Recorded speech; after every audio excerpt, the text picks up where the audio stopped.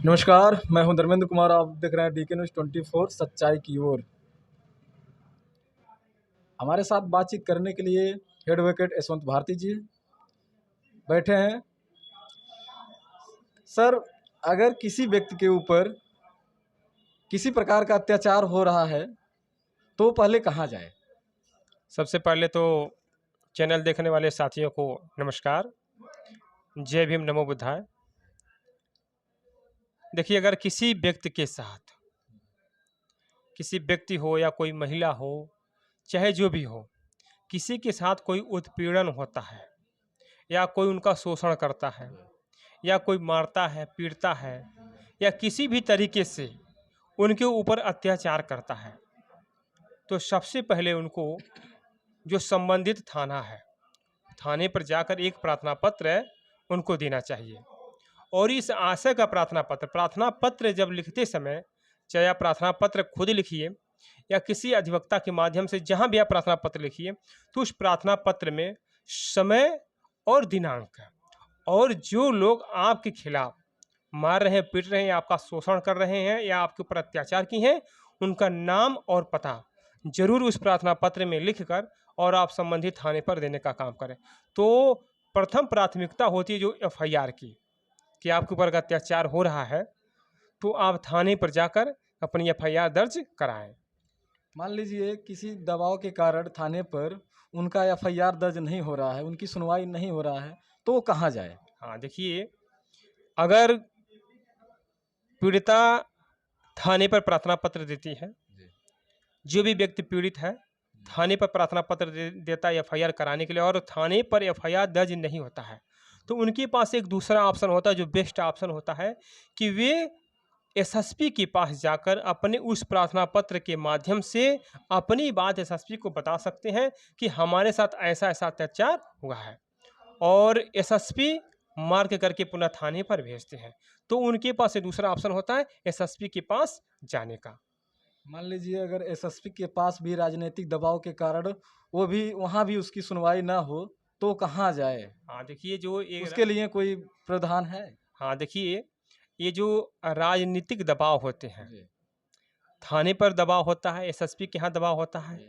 तो अगर पीड़िता की बात जी, थाने पर नहीं सुनी गई, जी, पीड़िता की बात अगर एसएसपी नहीं सुने, जी, तो पीड़िता को एक थर्ड ऑप्शन होता है जी, जो सिविल कोर्ट है, जी, जो जिले में एक सिविल कोर्ट स्थापित होता है, जी, जहाँ पे जजेस लोग बैठते हैं, जी, और सिविल कोर्ट में वो जाकर और 156(3) के तहत, जो अभी तो इसमें संशोधन हो गए, सीआरपीसी में आईपीसी एविडेंस में संशोधन हो गए, जी, तो जो पुरानी सीआरपीसी की धारा 156(3) के तहत किसी भी बढ़िया अधिवक्ता को पकड़कर 156(3) के तहत एक प्रार्थना पत्र मजिस्ट्रेट के यहाँ देगा, और मजिस्ट्रेट का प्रार्थना पत्र देने के बाद अगर मजिस्ट्रेट को लगेगा कि वाकई में आपके साथ अत्याचार हुआ है, आपके साथ उत्पीड़न हुआ है, शोषण हुआ है, तो एफआईआर दर्ज करने के लिए वो संबंधित थाने को लिखेगा। तो पीड़िता के पास सबसे बेस्ट ऑप्शन जो होता है कि थाने पर सुनवाई नहीं हुई, एसएसपी और राजनीतिक दबाव के कारण केस को दबा रहे हैं, तो उनके पास सबसे बेस्ट ऑप्शन होता है कि वे कोर्ट में जाएं और न्यायालय की शरण में जाकर अपनी बात न्यायालय में रखेंगे, तो निश्चित रूप से उनको न्याय मिलेगा। अभी भी न्यायपालिका इतनी निष्पक्ष है,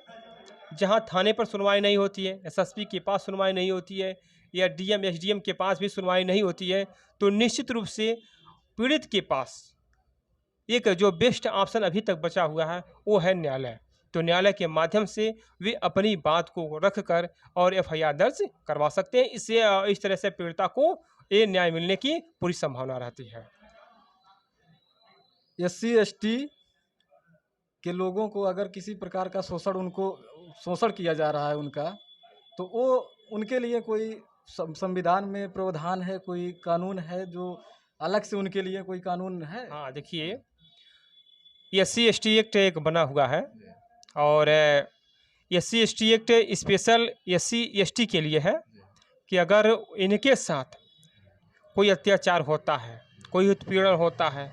कोई गाली गुप्ता देता है, एससी एसटी एक्ट लगता कब है ये जान लीजिए, कि जात सूचक शब्दों के साथ जब कोई किसी को मारता है, पीटता है, गाली गुप्ता देता है, अत्याचार करता है या प्रताड़ना करता है,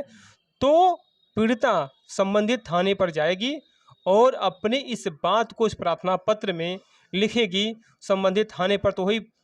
प्राथमिकता है कि प्रार्थना पत्र संबंधित थाने पर देकर और प्रथम सूचना रिपोर्ट दर्ज करा सकती है। तो SC/ST एक्ट के लिए या SC/ST के लिए एक स्पेशल एक कानून बना दिया गया है कि अगर इनके ऊपर अत्याचार होता है तो स्पेशल कानून के तहत FIR दर्ज होती है। मारपीट में, जैसे मारपीट हुआ या बलवा हुआ, तो उसमें जो IPC है उसकी भी धारा लगती है। और स्पेशल अगर आपके साथ जात सूचक शब्दों के साथ आपके साथ अभद्रता का व्यवहार किया गया है, मारा गया है, पीटा गया है, तो उसी में SC/ST एक्ट का भी प्रावधान है और SC/ST एक्ट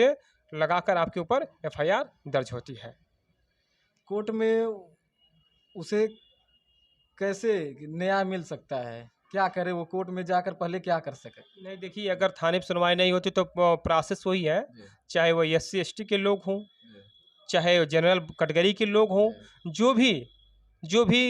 व्यक्ति है, अगर उसके साथ उत्पीड़न हुआ है, उसके साथ जाति हुई है, उसके ऊपर अत्याचार हुआ, उसको मारा गया, पीटा गया, संबंधित थाने पर जाएगा, वहाँ उसकी सुनवाई नहीं होती है तो SSP के पास जाएगा, वहाँ भी अगर उसकी सुनवाई नहीं होती है तो सिविल कोर्ट में जाएगा और सिविल कोर्ट में किसी अच्छे वकील को पकड़कर एक बढ़िया प्रार्थना पत्र 156 दिन से बनाएगा और कोर्ट में दाखिल करेगा। संबंधित कोर्ट उसकी बात को सुनेगी, सुनने के बाद संबंधित जो थाना है उसको आदेशित करेगी कि फला फला धाराओं में FIR दर्ज करके इसको विवेचना किया जाए। तो पीड़िता के लिए सबसे बेस्ट ऑप्शन है कि न्यायालय भी निष्पक्ष है और न्यायालय के माध्यम से न्याय मिलने की पूरी संभावना रहती है।